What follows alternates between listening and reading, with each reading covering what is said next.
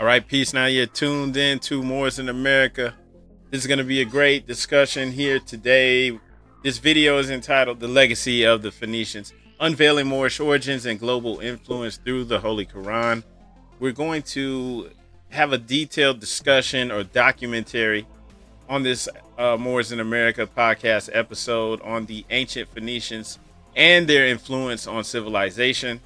This episode is going to align the information presented in the Holy Koran of the Moorish Science Temple of America, divinely prepared by the Prophet Noble Drew Ali, with historical and archaeological sources such as the Amarna Tablets. It's going to demonstrate the continuity of Moorish history. You're going to get a breakdown also in here of several lines from chapter 47 of the Holy Koran, supported by historical context and academic references. So this is really just going to be a powerful discussion for you. Everybody hit the like and the share button. We're going to go on and start this up. But first and foremost, I do want to rise, giving the highest of praise to the Most High, our Creator, our Father God Allah. And I extend honors to our divine prophet, Noble Drew Ali, for bringing us our divine creed and nationality so that we may learn to love instead of hate. I also want to extend in honors out there to all the faithful Moorish American Muslims out there.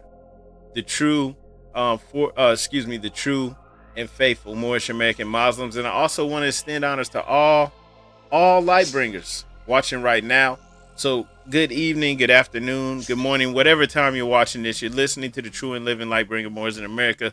As always, I'm your brother, Lloyd Douglas, also known as Sharif Ali. Here, we are uncovering and bringing glorious light to all issues pertinent to the Moorish American paradigm, because that's what we do here on this podcast known as Moors in America. So hopefully everyone's having a great day, and hopefully you will share the love, hit the like button, the love button, and share this video if you wouldn't mind, please.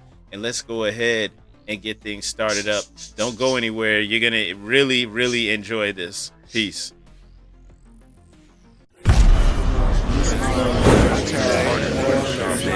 I am not a Negro, black, colored, African American. I'm a Moorish American. Peace.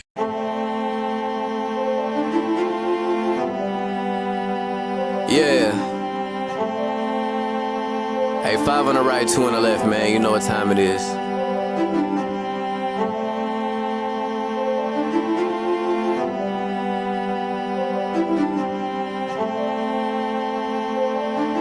Yo. We just Moors in America, soared through the shores and endured criminal acts of war on our character. 7 years after the 4th score, no reward. Shout out to the most courageous, they was jumping over barriers. Where does that compare to you? We come from a place where you scared to visit our area. We come from a place where it's scary for good Samaritans. Heavy luggage we carrying, babies having babies. It's crazy being American. Praise the one and only Allah, there's no comparison. La ilaha illa Allah, body and buried gin. Laughing at you clowns like ha-ha, dodging the Nephilim. Conquer lower self with the high, follow your regimen. Way before they came we were gods, and now we specimen. Tried to take the light from our eyes, thank God for Edison. Then they put the wool on our eyes, it's so embarrassing. Now we travel frequently, we should invest in Sheraton. All of us got gold on our bodies whenever we stepping in. Screaming Ramadan Mubarak, training the flesh again. Wishing we could move as a unit just like the Mexicans. Dodging all the foods with estrogen, synthetic medicines. All sin isn't devilish. Sometimes the decisions that you make come for a better gift. Sometimes when you sin is to relate to all your brethren. Heavenly gates all in our face, we the champions. We live in the sky, we see the angels on the chariots. Waiting on the $20 bill, face a Harriet. I bet you I'ma carry it. I'm in love with music to the point I wanna marry it. But my love for people is greater, so I write messages. Largest spending power, but we still sit at a deficit. Living amongst prejudice, even at our residence. Moors in America, flourishing, excellent. Let's buy up some neighborhoods and groom our own president. Yeah. And I come to you today with all intentions of spreading love, truth, peace, freedom, and justice.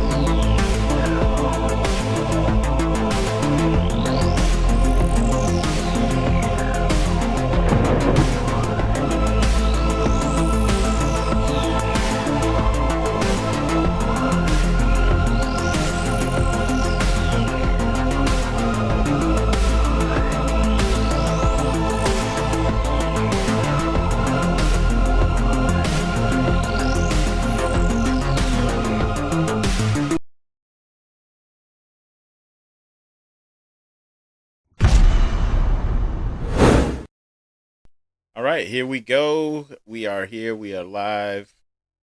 And let me go ahead and introduce this topic of discussion. If you're just now tuning in, we're talking about the legacy of the Phoenicians. We are unveiling Moorish origins and global influence through the Holy Koran. For those that don't know, we're speaking about the Holy Koran of the Moorish Science Temple of America, divinely prepared by the Prophet Noble Drew Ali, and we will be using real, legit, historical and archaeological sources to educate and show the connection to the hidden history that was revealed by the Prophet Noble Drew Ali.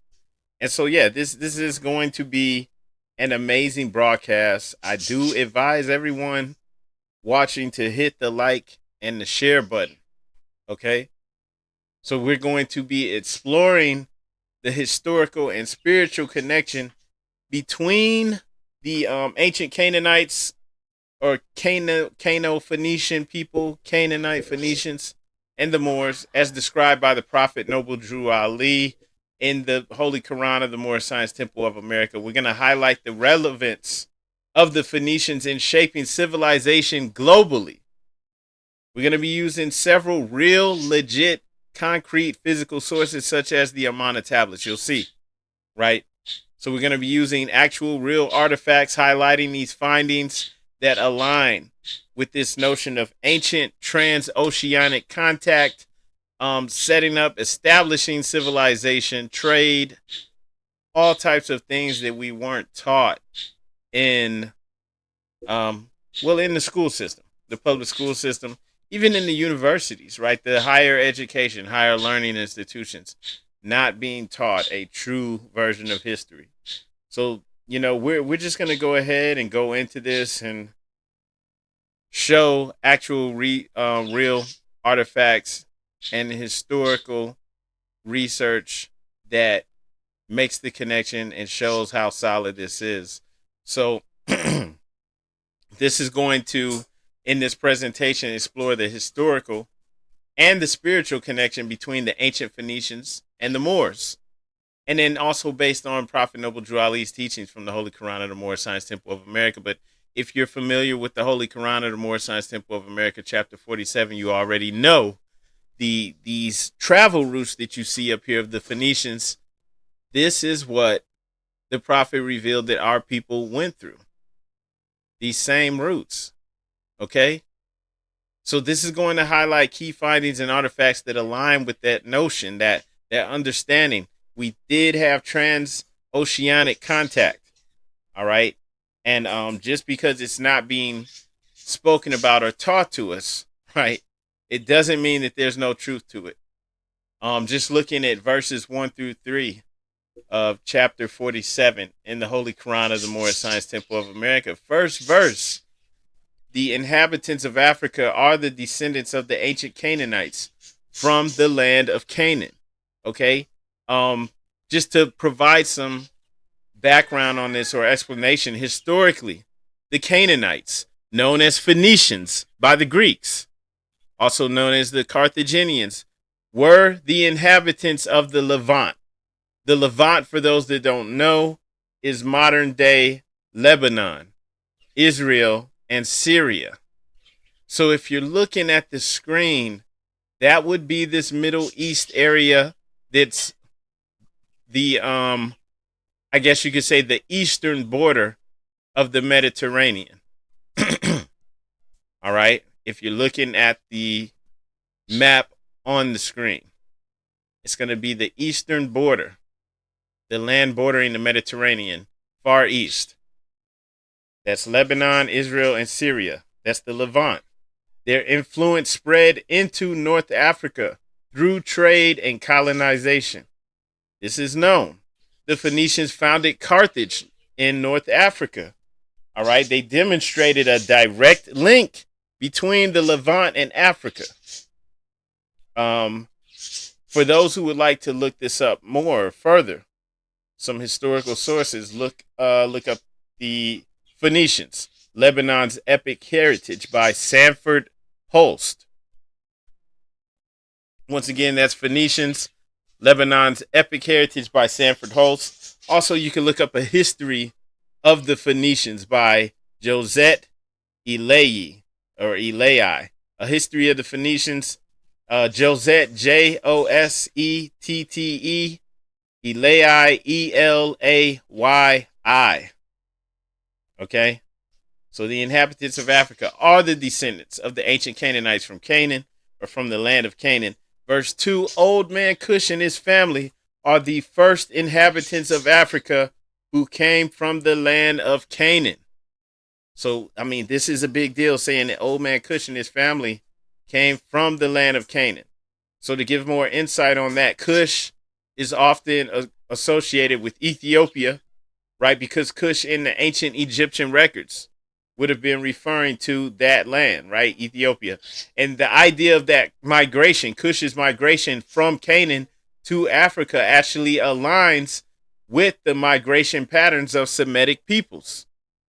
Canaanites and their cousins established dynasties in North Africa and in Nubia. Okay? So the travel went from that area, the Levant, right, into Africa, into North Africa, and then into other parts of Africa. The association then of Cush with the Phoenicians and Canaanites can be explored through the ancient trade routes. The ancient trade routes that connected the Levant and the Nile, right? So this has been going on for a while. You can see an example on the screen just with the lines showing those ancient trade routes, right? They connected the Levant, and the Nile was used to make this possible. Okay, then going and for those who want to get more information on this, for sources, look up the Cambridge History of Africa by J.D. Fage, and that is J.D. Fage. There's a whole entire chapter on ancient Nubia and its connections with the Levant. So these are not just empty words, right? Going to the third verse, though, his father Ham and his family were second. Cush and Ham's dominion covers these different regions of Africa, right? So Ham is traditionally regarded as the progenitor of many African and Near Eastern people. And that view of Ham links African and Semitic people through a common ancestry. So once again, you have that emphasis on that shared origin for these civilizations in these regions, right? They're connected to Ham, the Hamitic people. You have Semitic and Hamitic, right? But guess what? Semitic people actually still connected to Hamitic through Ham, right? Just for more information on that, also, The Bible and the Ancient Near East by Cyrus Gordon. Check that out. Cyrus Gordon, Cyrus Gordon. The Bible and the Ancient Near East. Let's keep moving forward, right? But the reason I'm sharing those sources is just to provide the historical context, right? Because, on one hand, okay, the Phoenicians were known as the ancient Canaanites. There's no dispute on that. right? The historical records then show that they spread into North Africa. We know this. The ruins are still there, right? In Tunis, you have the ruins of Carthage, right? For the ancient Carthaginian city. And this is all throughout North Africa. It's even in different parts of the Mediterranean, even in Sicily, Italy, different parts of Spain, right? So you still have those Phoenician ruins that are there. Several artifacts. We know that this happened, right? So the historical records show they spread to North Africa from the Middle East, from the Levant, from Canaan, okay? And the languages that were being spoken in these regions were Canaanite languages, extremely close to the Canaanite root where they came from, to the point where the people even could still understand what was being spoken in these other lands. All right. So you had these key cities being founded throughout North Africa and other parts of the Mediterranean, right? And so Cush and Ham are foundational ancestors in the ancient African dynasties. All right. Once again, just to rename some of those sources: the Cambridge History of Africa by J.D. Fage, the Bible and the Ancient Near East by Cyrus Gordon, and what else I said? The Phoenicians, Lebanon's Epic Heritage by Sanford, Holst, and A History of the Phoenicians by Josette, Elayi. All right, and you can go back and listen and get the spelling and everything on that. But we're just gonna keep it moving, right? Because we have a whole lot more to cover. So let's move down to verses 4 through 7 of chapter 47. Going to verse 4: the dominion of Cush, northeast and southeast Africa, and northwest and southwest was his father's dominion of Africa. All right, so this is the dominion of Cush, and this is saying that that dominion spans the entire Nile region, ancient Nubia, and Ethiopia, which was Cush. And that's indicating the significant role that the Cushites played in these early African civilizations, right? So if anyone wants to get more information on that, check out the book Ancient Nubia, Egypt's Rival in Africa by David O'Connor.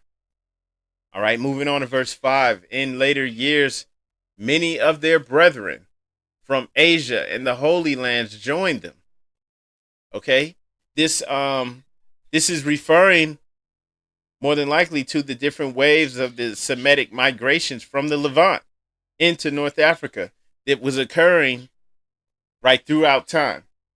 So the Phoenicians, and we're going to show this in the video, they actually show artifacts showing this took place. But the Phoenician Canaanites are the key to this exchange because they established colonies and trade extensively with North Africa, right? This is also why before we were showing the trade routes, right? So this is key. This information and understanding is being brought by the prophet is truly mind-blowing. It's amazing, right? Because this is the connection. So going to some sources for this, The Phoenicians and the West, a good book. It's by María, Eugenia, Aubet. María, Eugenia, Eugenia, Aubet, Aubet. The Phoenicians in the West. Okay, moving on. To verse 6. The Moabites from the land of Moab, who received permission from the pharaohs of Egypt to settle and inhabit northwest Africa.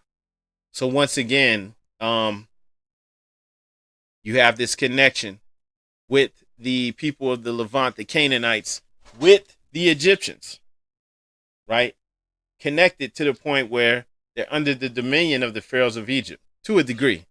They have their own kings and everything, but those kings are connected to the king of Egypt, the pharaoh, right? And so just to share more insight on this, the Moabites were close kin, close related to the Canaanites, to the point where they have cultural and linguistic ties.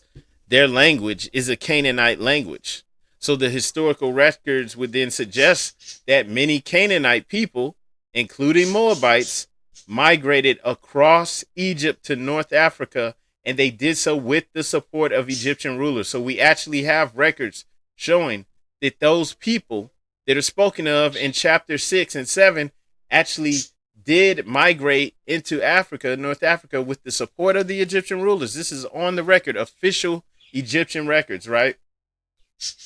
And so we're going to talk about this later, though, with the Amarna Tablets, because then with those Amarna Tablets, you have 300, nearly 400, 380 something, nearly 400 letters, right, and tablets between the Egyptian pharaohs and the Canaanite city-states. And they mention the constant movement of people between Egypt and Canaan. So this is something that's constantly taking place, right? The people of Canaan and the people of Egypt are in constant contact and moving between these two places, right?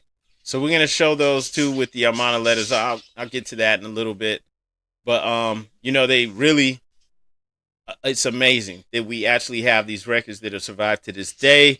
There's actually a book called The Amarna Letters, and it's by William Moran, William Moran, Moran. And it's just an overview of how those documents reveal Canaanite-Egyptian relations. It even goes into how they address the leaders, how they flatter them, how they, even telling them what was going on in Canaan, why they had to leave, asking for permission to come and settle in North Africa in the Pharaoh's domain. All right. So moving to verse 7. Their dominion and inhabitation extended from northeast and southwest Africa across the great Atlantis, even unto the present North, South, and Central America, and also the Atlantis Islands, right? So this is saying that the dominion extended into the Americas before the great Atlantic Ocean was formed, right? And when it says the great, we know it's speaking about the Atlantis Ocean, but it says across the great Atlantis, and also Mexico and the Atlantis Islands. So it's letting you know that that whole name for the Atlantic Ocean came from Atlantis, right?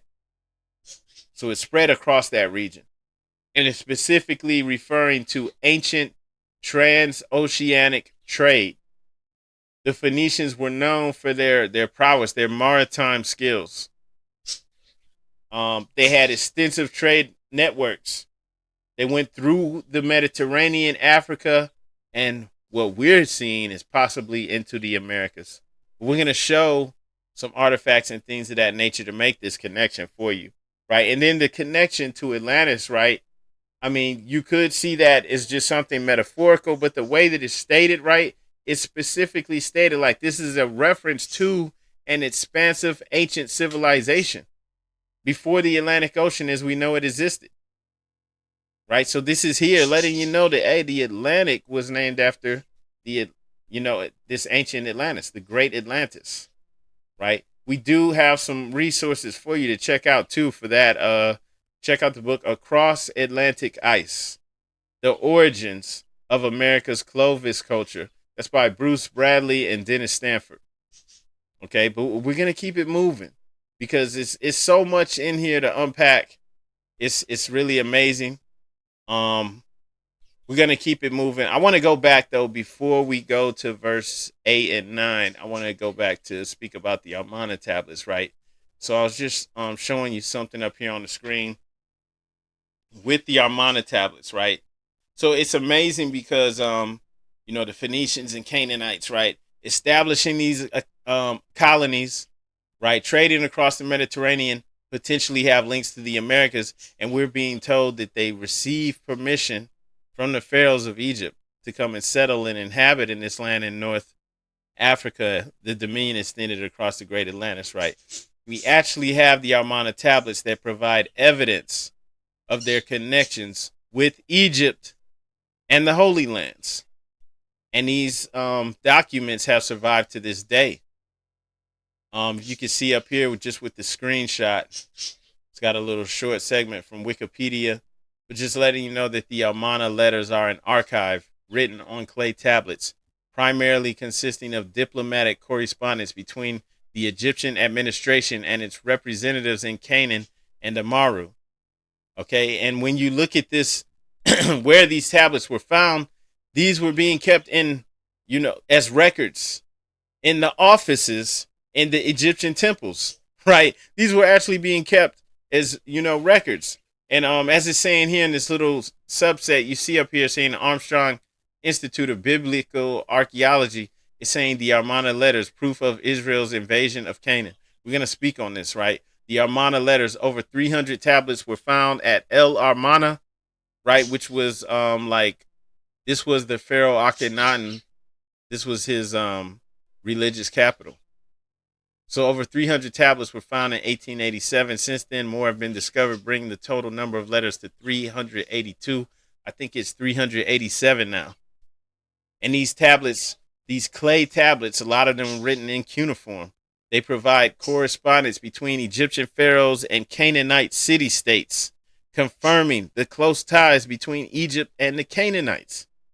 This is why the Prophet Noble Drew Ali was speaking about this. But remember, he brought this to us in the 1920s. The tablets show how Canaanite rulers maintained relations with Egyptian authorities, aligning with the narrative of migrations to Africa. Okay? And it's just powerful. What you see up here on the screen is just a screenshot from the Metropolitan Museum of Art, where they actually have several of these Amarna tablets and artifacts, right?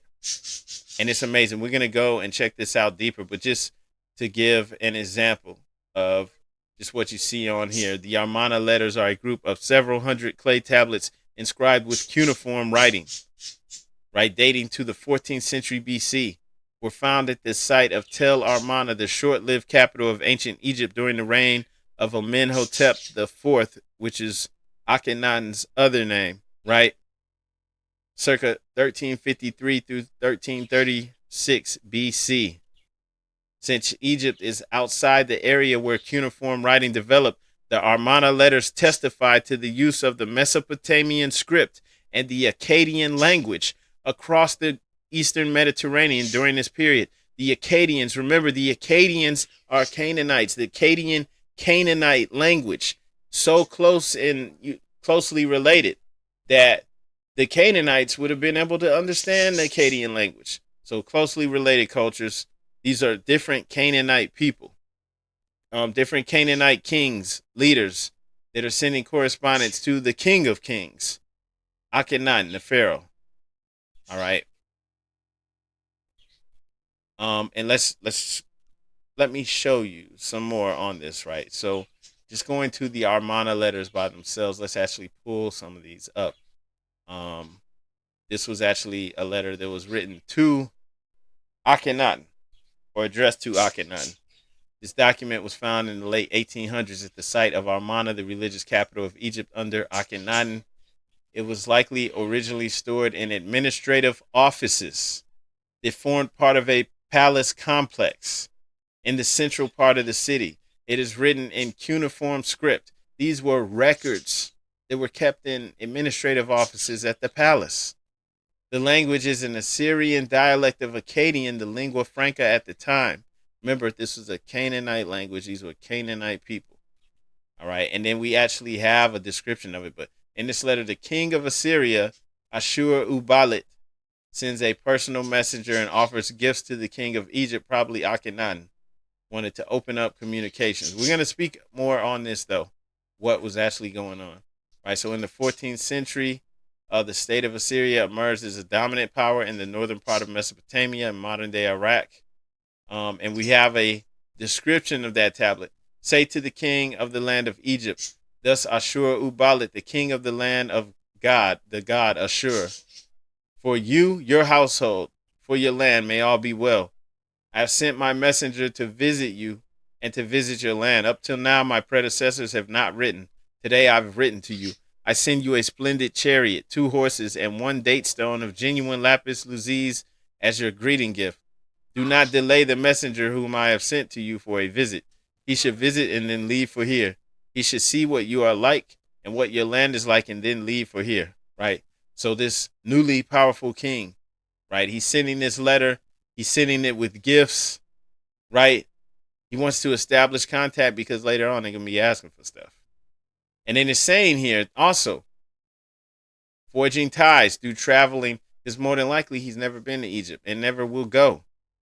So the kings of the ancient Near East and Eastern Mediterranean could begin to imagine themselves as part of a family, a brotherhood of rulers. All right, they all answer to the Pharaoh, even though they're kings with their own dominion.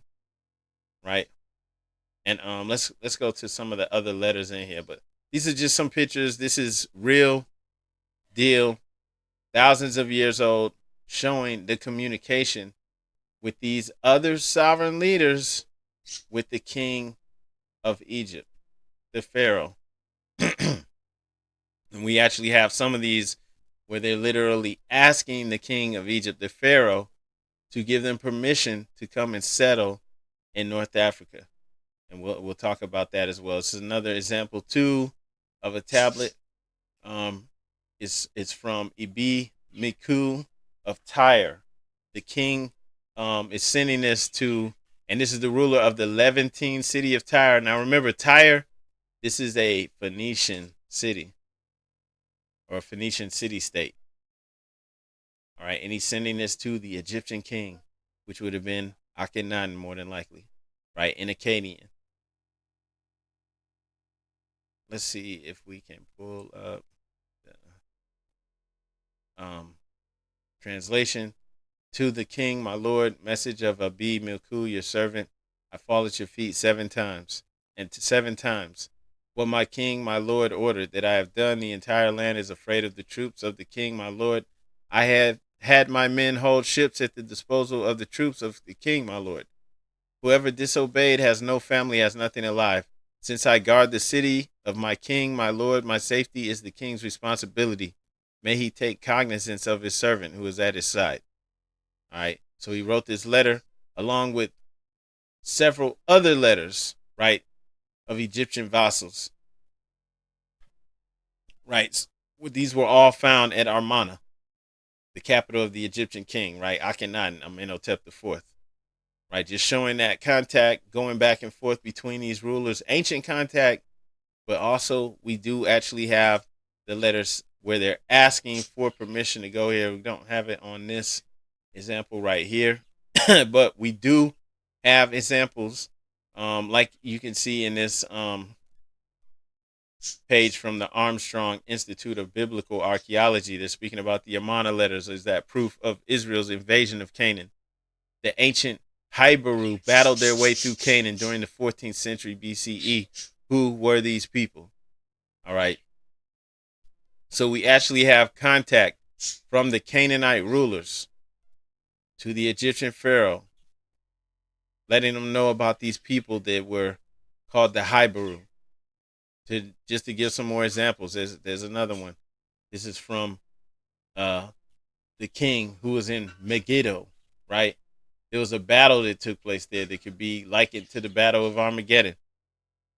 So you have literally hundreds of 14th century tablets discovered in Egypt called the Amarna letters. Most of them are coming from Canaanite rulers, expressing consternation and even terror at the fact that all the lands were being overrun by a mysterious people called the Hybaru. So it's like, who were the Hybaru? People have been speculating, is this talking about the Hebrew people? Is this talking about the Hebrew conquest of Canaan? So you have these clay tablets all discovered at Tel El Amarna, major Egyptian city of the 14th century. This was Akhenaten's religious capital, right? And the letters constitute foreign correspondence, primarily from the kings or mayors of the Levant, right? Maybe they could be referred to as mayors. But, basically they're kings because they're the sovereign heads for those areas. They're leaders of city-states in the modern-day territories of Israel, Lebanon, Jordan, and Syria. Remember, the Levant. And they're sending them to the pharaohs of Egypt who controlled Canaan at the time. And the administrative center of Amarna is known to have been abandoned towards the end of Akhenaten's reign. So they know about the time that this took place, where these, it's like a couple decades where these correspondences were taking place, right? So, and it's nearly 400 tablets that have been found.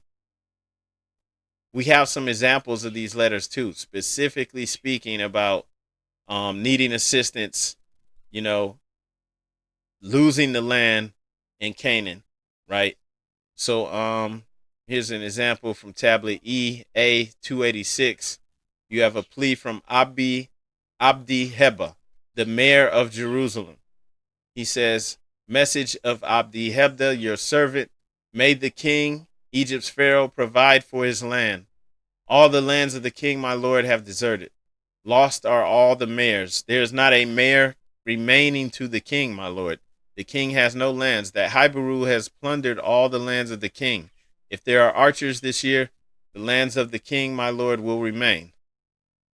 And then EA 299 is written by Jepahu, ruler of Gezer, a Canaanite city, Gezer, situated west of Jerusalem in the foothills of the Judean mountains. It says, "To the king, my lord, since the Hibaru are stronger than we, may the king, my lord, give me his help, and may the king, my lord, get me away from the Hibaru, lest the Hibaru destroy us." Once again, this is coming from Jepahu, ruler of Gezer, a Canaanite city. It's in the foothills of the Judean mountains, and he's asking Akhenaten, the Egyptian pharaoh, to help them get away from the Hibaru, lest they destroy them. He's asking for permission to come and settle somewhere else in another land under the king's domain. EA, this is another tablet, EA 288, Jerusalem's mayor once again beseeches the pharaoh. Note the description of the far-reaching extent of the Hibaru's conquest. May the king give thought to his land. The land of the king is lost. All of it has attacked me. I am situated like a ship in the midst of the sea. Now the Hibaru have taken the very cities of the king. Not a single mayor remains to the king, my lord. All are lost. All right. The Hibaru invasion, right, wasn't just a handful of cities. According to the mayor of Jerusalem, the people had conquered virtually the entire region. All right. So you had a need for these people, these Canaanite people. They're asking the king of Egypt, the pharaoh of Egypt, to allow them, to settle in some other part of the king's land, some other portion of the pharaoh's domain. And they're referring to these people as Hibaru. Hibaru, by many, has been speculated to be talking about the Hebrew, that was another way of pronouncing the Hebrew people, Hibaru, right? And so this could be true. This is the Amarna letter 169. Speaking about the men of Judah, another one where they're talking about getting away from the Hibaru people, asking for permission or assistance from the king. And so we have several of these tablets showing that this is a fact. This is understood, right? The Canaanite kings or the Canaanite mayors, they're all writing to the pharaoh. All of them are saying, all the lands of the king, my lord, have deserted. Lost are all the mayors. The king has no lands. The Hibaru have plundered all the lands. The Hibaru are stronger than we. Lest the Hibaru destroy us. The land of the king is lost. They're all asking, they're saying that the land's being conquered. And they're asking for permission to leave. Okay? And so this is a very real thing that we actually have records of. Of course, it's described in our Holy Koran in chapters. Chapter 47, but in verses 7 and 8, or 6 and 7. Right? This is being described in detail. We actually have the records that back this up. Okay? And those clay tablets, then, once again, coming from the 14th century BCE, they show a direct correspondence with those Egyptian pharaohs and the rulers of Canaan. And it shows the close ties that Egypt had to Canaan. And the records also show that the Canaanite kings, right, are vassals of Egypt. And that aligns with Prophet Noble Drew Ali's teaching about the Canaanites being allowed to settle in North Africa. All right, so once again, that book, the Amarna Letters by William Moran, right, that's basically like a foundational source for understanding Canaanite relations with Egypt. Another very good book to check out. So, for the first part of this, we're reaffirming the connections between those Phoenician Canaanite people, the Moors, and using ancient records and also modern historical analysis, right? So that we can see that this narrative does align with Prophet Noble Drew Ali's divinely prepared Holy Koran of the Moorish Science Temple of America. It has recognized historical events that actually tie the heritage of the Moors to the ancient Mediterranean civilizations and going throughout North Africa, right? So it's all tied in there. All right. But and anyone that wants more information, the sources will be in the video description. But also, I want to add some more to this because it also says that the domain, right, extended across the Great Atlantis, even into North, South, Central America, Mexico, and the Atlantis Islands. So I want to explain more about this because this is the biggest part of it. I mean, if you're paying attention, you hear, wait, North, South, Central America. Well, I thought Columbus discovered America, right? That's what they teach, falsely so. But I want to now present this next section just focusing on the Canaanite Phoenician artifacts in the Americas. So we have evidence of ancient transoceanic contact. And I want to show the artifacts that have been discovered in the Americas that are directly tied into the ancient Canaanite Phoenician people. And sometimes these artifacts, they're going to be cited just to show that evidence of transoceanic contact. But, for the most part, to bring this understanding to us that aligns with the teachings, right, from the Moorish Science Temple of America, it explained the Canaanites' far-reaching influence, right, that extended into the Americas. So in the Holy Koran of the Moorish Science Temple of America, chapter 7, 47, verse 7, Prophet Noble Drew Ali states, their dominion and habitation extended from northeast and southwest Africa, across the Great Atlantis, even into the present North, South, and Central America, and also Mexico and the Atlantis Islands, before the Great Earthquake, which caused the Great Atlantic Ocean. So in that passage, you have a suggestion that the ancient Moors, right, the ancestors of the Moors, which would include the Canaanites, right, the Phoenicians, had far-reaching settlements and influence, right, even extending into the Americas.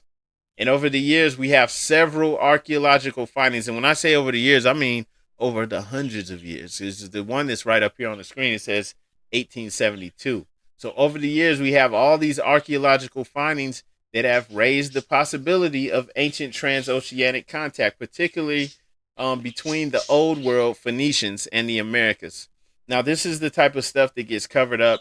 Anything that doesn't fit into the common narrative is seen as fake, forgery. It's all just, brushed off, right? But we have the Paraíba inscription, right? Now, Paraíba is a state in Brazil. So in Paraíba, Brazil, you had this inscription that was found, like a text that was found on a stone. All right. And this was discovered in 1872. And it was believed by the people to be a Phoenician of a Phoenician inscription, right? It was at first it was controversial, right? There were several debates over its authenticity. But the inscription allegedly describes a group of Phoenicians who landed in Brazil after being blown off course during a sea voyage from Egypt, right? And the text is actually written in a style consistent with Phoenician script. And it talks about the exploration of a new land. And the original stone, remember, this was found in 1872, has not survived. So you have descriptions of the text, which suggest the Phoenician exploration. You had I think people did rubbings of it, right? Where you place the paper over it to get a rubbing of it. So this is how we still have the inscription, right? Even though the stone hadn't survived. But this inscription supports the idea that the Phoenicians, right, who we know were skilled in navigation and who could have made a trip across the ocean, right? That they may have reached the Americas long before European exploration. And this inscription that you see up here, this is Professor Cross's translation of the inscription. All right. And it says, we are sons of Canaan from Sidon, from the city of the king. A storm cast us on this distant shore, a land of mountains, and we gave a young man to the gods and goddesses in the 19th year of Hiram, our great king. We went from Ezion Geber on the Red Sea and departed with 10 ships. We were at sea together 2 years, circling the land belonging to Ham, but were separated from the protecting power of Baal and were no longer with our company. We arrived here 12 men and 3 women on the new shore, of which I Matastart, the king, the captain, have taken possession. May the gods and goddesses grant us grace. Right. So this was discovered in 1872. For more information on this, check out the book Ancient American Inscriptions, Plow Marks, or History by Paul Schafrank. That's Schafranke. Also, Brazil's Paraíba Inscription, The Case for Authenticity. And that's by Robert Stieglitz. Okay. Check those out for more information on this. Let me see. I think I have. Okay. Yeah. I did want to share some stuff on this now. This was discovered in 1872 and it was made public in 1874.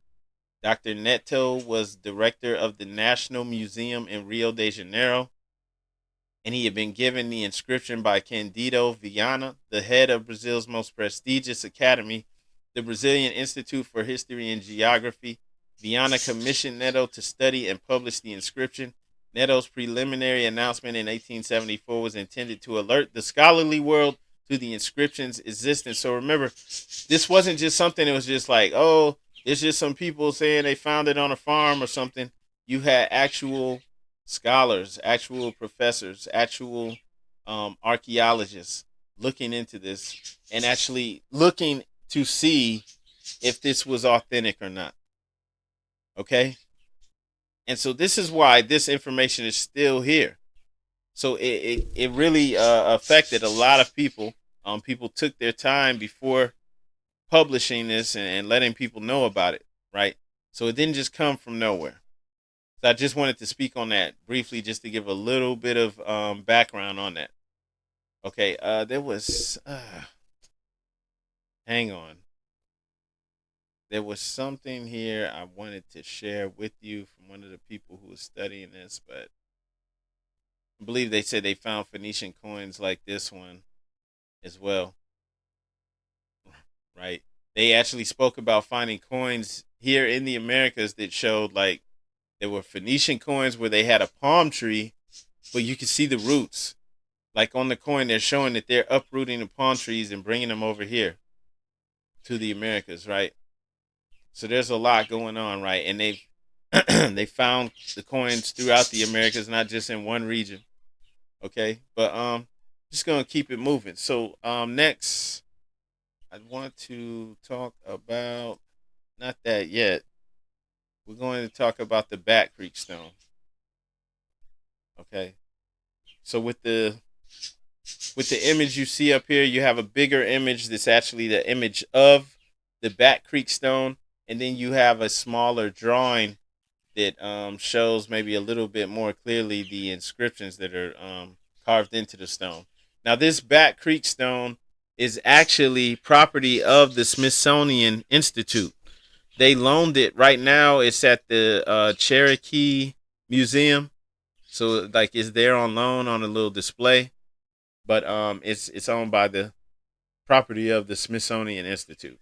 Okay, so the Bat Creek Stone was found in a Native American burial mound in Tennessee in 1889. Initially, it was thought to bear Cherokee writing. It was later identified as bearing characters similar to ancient Phoenician or Hebrew script, which is once again suggesting contact with the Americas with those people. But remember, the Hebrew script was derived from the Canaanite language. So that's why they say Hebrew or Phoenician. Okay?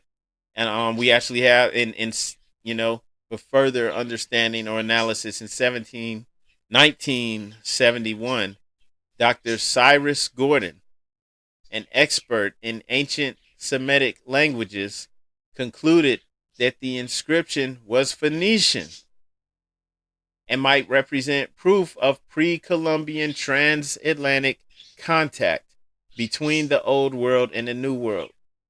All right. And just going back to this, once again, Dr. Cyrus Gordon is an expert, or was an expert, in the ancient Semitic languages. But these are the types of things that would just be, brushed off. Like, oh, well, who cares? Don't worry about that. Now, Cyrus Gordon wrote the Bible and the Ancient Near East. He wrote this book. And this book is specifically focusing on the Phoenician Canaanite people over there on the other side of the Atlantic. So he was actually an expert on Semitic languages. And he was the one that concluded that this stone that was found in Tennessee actually did have the Phoenician language on it, right? And it might represent proof of pre-Columbian transatlantic contact. But this isn't taught, is it? You wouldn't even have heard about this. This wasn't in any school books. They're not teaching about this at all. So the significance of this means that that Bat Creek stone adds further weight to the theories that Phoenicians or other related Semitic groups traveled to the Americas engaging in trade or exploration. So when it's saying the Moabites with their Canaanite, Hittite, and Amorite brethren sojourned from the land of Canaan, right? This is what it's talking about. These are Canaanite people, right? They're speaking the same language or related language. Now, to share some sources for the Bat Creek Stone, check out Before Columbus, Early Voyages to the Americas by Dr. Cyrus H. Gordon.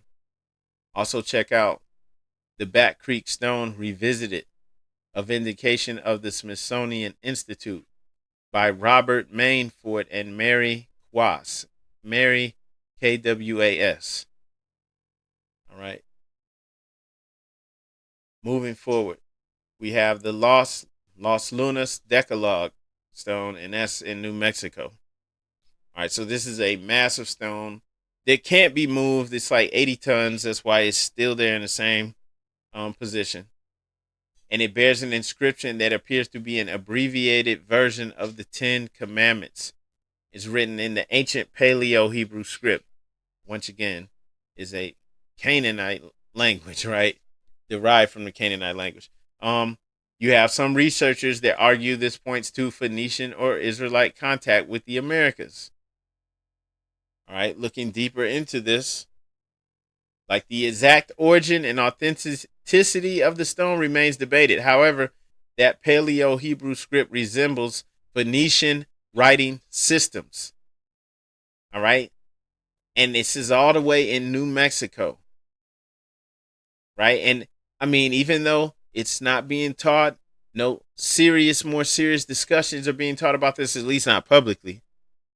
This suggests that the Phoenician explorers had reached the Americas and left cultural imprints. The Los Lunas stone further supports that narrative of ancient transoceanic contact between Phoenicians or Canaanite seafarers and pre-Columbian civilizations in North America. I did want to share something else about this on the internet. All right, so looking at the Wikipedia page, so I want to share something from just some of the people who did work on this, right? So you have the first recorded mention of the stone in 1933, when Professor Frank Hibben, an archaeologist from the University of New Mexico, saw it. So you have an archaeologist from the University of Mexico. According to a 1996 interview, Hibben was convinced the inscription is ancient and thus authentic.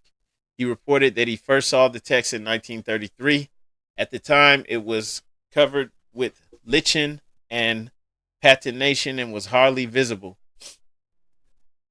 He claimed he was taken to the site by a guide who claimed he had seen it as a boy back in the 1880s. Now, Frank Hibben was born in 1910. He passed away in 2002.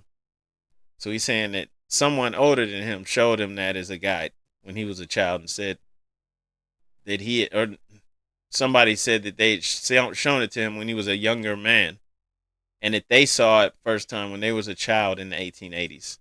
However, Hibben's testimony is tainted by charges that in at least 2 separate incidents he fabricated some or all of his archaeological data.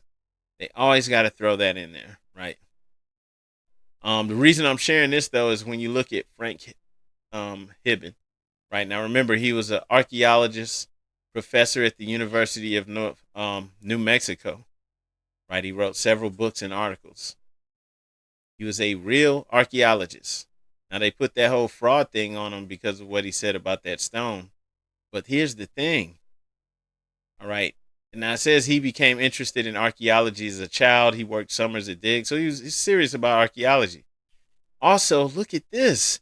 He received his bachelor's degree in archaeology from Princeton University. This dude went to an Ivy League school. All right. And he got his master's degree in zoology from the University of New Mexico. So he wasn't just some nobody. And remember, he was a professor and an archaeologist, right? So he wasn't some nobody. And this is why they had to put the fraud claim out there, because somebody like this isn't supposed to be speaking about things like that, right? He's supposed to go along with the narrative. So that was a problem. But just wanted to throw that out there, as this guy went to Princeton University, graduated from Princeton, right? Got his degree. He became a professor and a real professional archaeologist. So that's a big deal. Let's see. There was something else I wanted to share. Well, also Cyrus Gordon, right, who is an expert on Semitic languages. He also checked that document out, right, and said the same thing, that this is official. All right, so Cyrus Gordon, Dr. Cyrus Gordon, right? He also authenticated that. Barry Fall, who wrote America BC. Barry Fall, remember, was a Harvard professor, okay? Barry Fell, my bad. So he was the Harvard professor, Barry Fell, right, who wrote the book America BC. So you have some people who don't want to go along with the common narrative. They don't want to keep the lies. And this is why we know about this. Now, for more information, more sources on this, check out The Mystery of the Lost Lunas Decalogue Stone by David Allen Deal. David Allen, Deal. Also, Phoenician and Hebrew Inscriptions in the Americas by Donald Panther Yates. Want to move on, though, to the Kensington Runestone. We'll get to the Born Stone last. So the Kensington Runestone, found in Minnesota. All right. It's widely accepted as a Norse artifact. Some researchers suggest, and the reason they say that is because of the language that is written in the runes. These are called runic script, but that runic script once again goes back to Phoenicians. All right, the Canaanite Phoenicians. But it's called the Kensington Runestone. All right, and it does have Semitic influences in its inscription, possibly from either Phoenician or Canaanite sailors.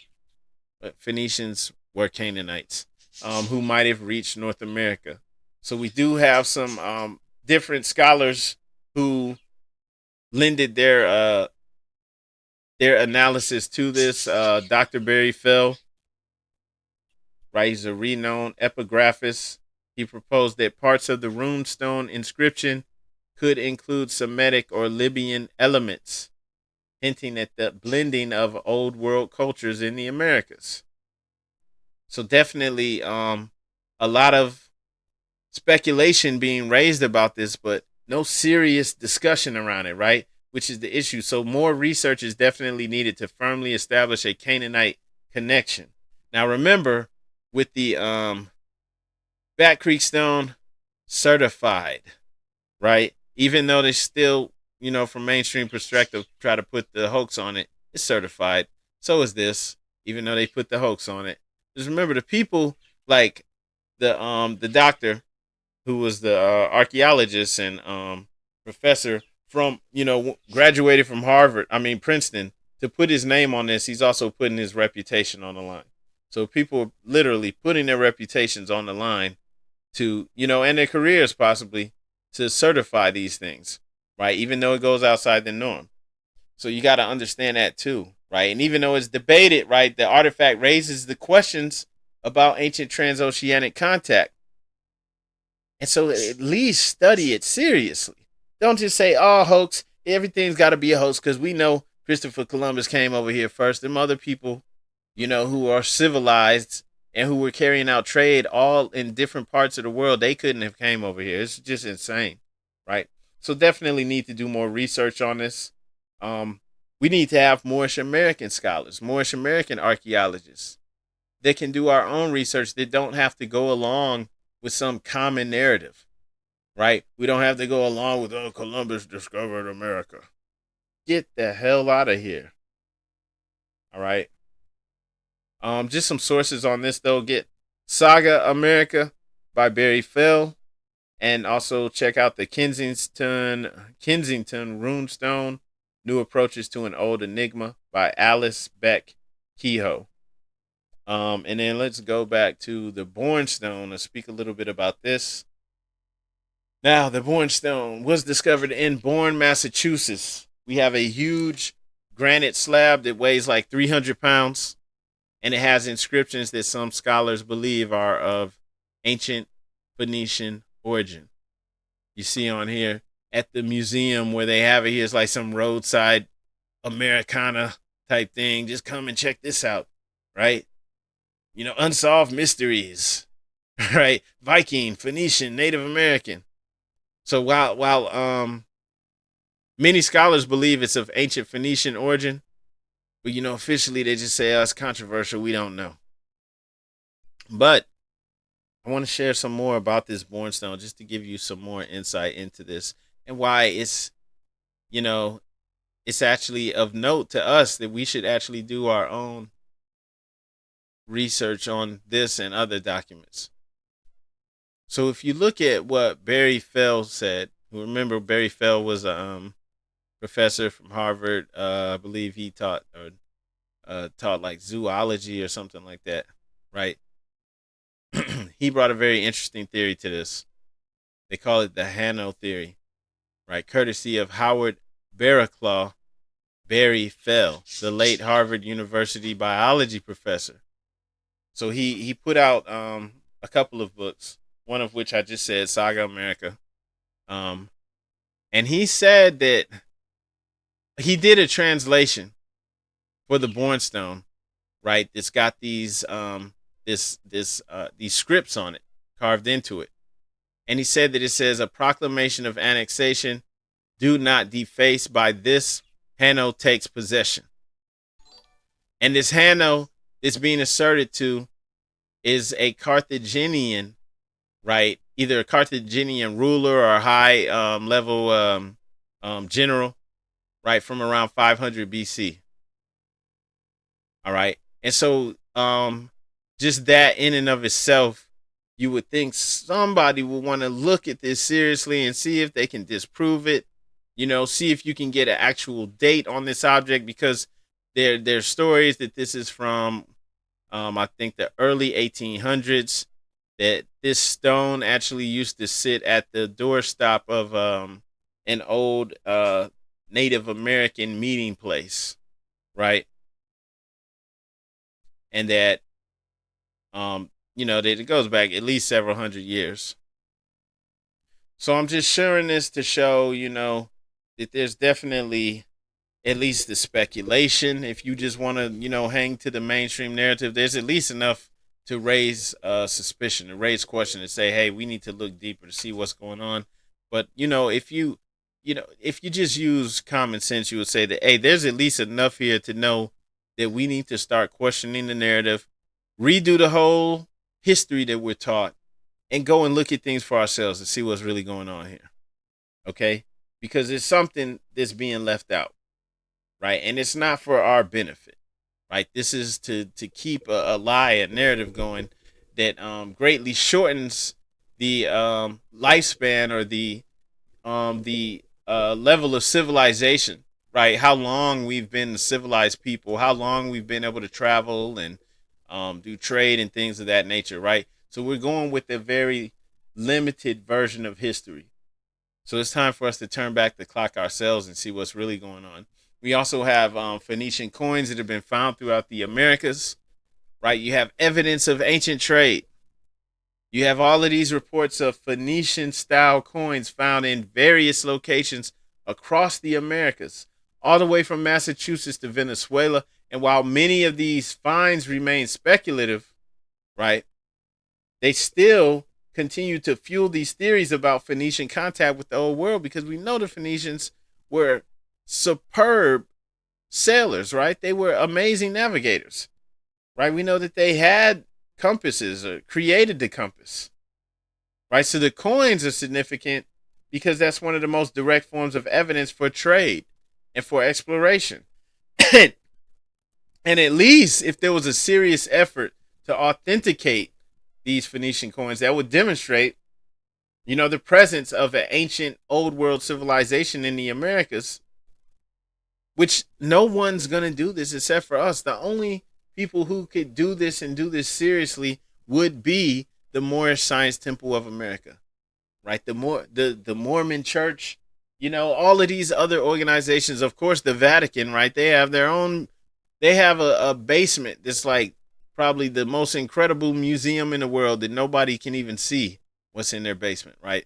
So we have to have our own scholars and we have to finance our own excavations, right?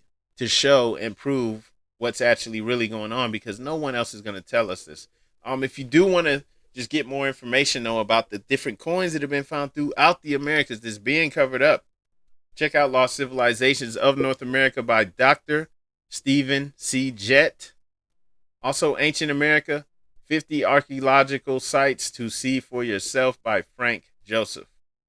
And just, really just wanted to speak on this just to show that there's more than enough evidence for us here to see that just through the artifacts and the different inscriptions, right? Even though it's debated in mainstream academia, it still offers fascinating evidence that ancient civilizations, particularly the Canaanites and Phoenicians, may have explored or settled in the Americas long, long before European contact.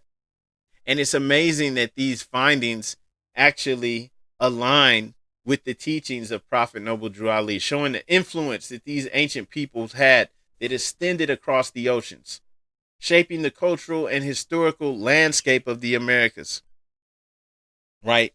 And we can see the influence of the Phoenicians in the artifacts found across the Americas. And since this aligns with the teachings of the Moorish Science Temple of America, this should be amazing to us. This should be even more motivation for us to get out here and learn and to do these findings for ourselves, right? To do the work, to do the field work, and to finance it even, right? Because no one else is going to do it. For anyone that wants to get more information, though, make sure you check out the sources, all the bibliography, everything is in the video description, right? But just make sure you go get more information. It's time to start doing our own research, and looks like we're gonna have to finance everything ourselves. I don't have confidence that anyone is gonna tell the truth. Even some of the people who seemed or appear to be open to learning more and seeing what's really going on, everyone has their own agenda. So we have to do it ourselves. We can't count on anyone else. And I really just wanted to put this out there, to help to change the narrative and to help motivate more people to get to work and to understand that we have to do this. No one else is going to uncover this for us or share or tell the truth. And hopefully we all understand that. And on that note, I want to thank you all for watching this. Make sure to support to support our different brands that are supporting our channel. Everyone, also make sure that you hit the like and the share button. Help to spread this information out there. And we love and appreciate all of you light bringers. And enjoy the rest of your day or evening. Peace.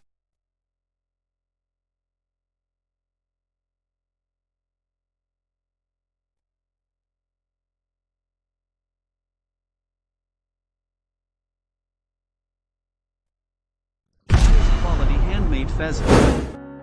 Crafted fez with the finest wool, complete with tassel and leather sweatband.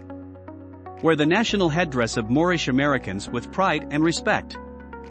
3XL size fez is a comfortable fit for brothers with dreadlocks. Shipping worldwide. Go to moorishfez.com to order.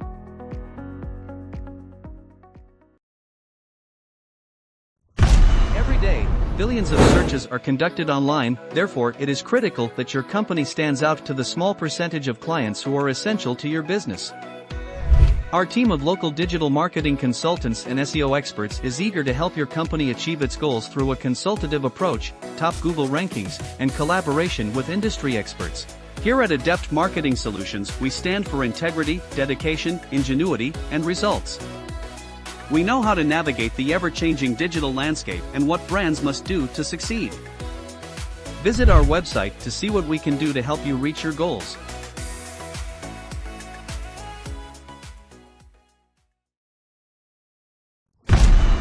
Don't let your history start at slavery.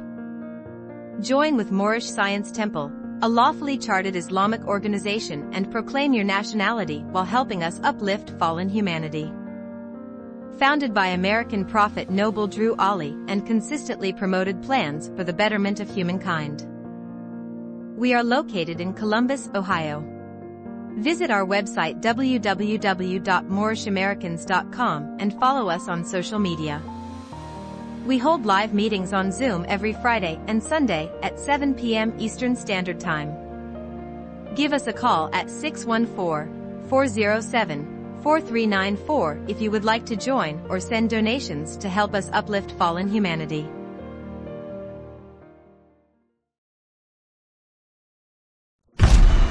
Don't let your history start at slavery. Care More is a non-profit organization focused on providing goods and services to families and individuals in our underfunded communities in Central Ohio. We have created an online presence to reach members of our Central Ohio communities, as well as local events and meetings to give away supplies and donations throughout the city all year long. Visit our website to learn more and to send a donation.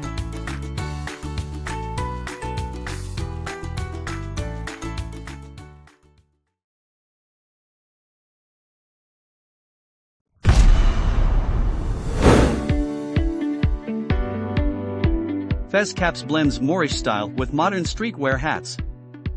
The cutting-edge design features Moorish symbols with a silk tassel on the dome of the cap.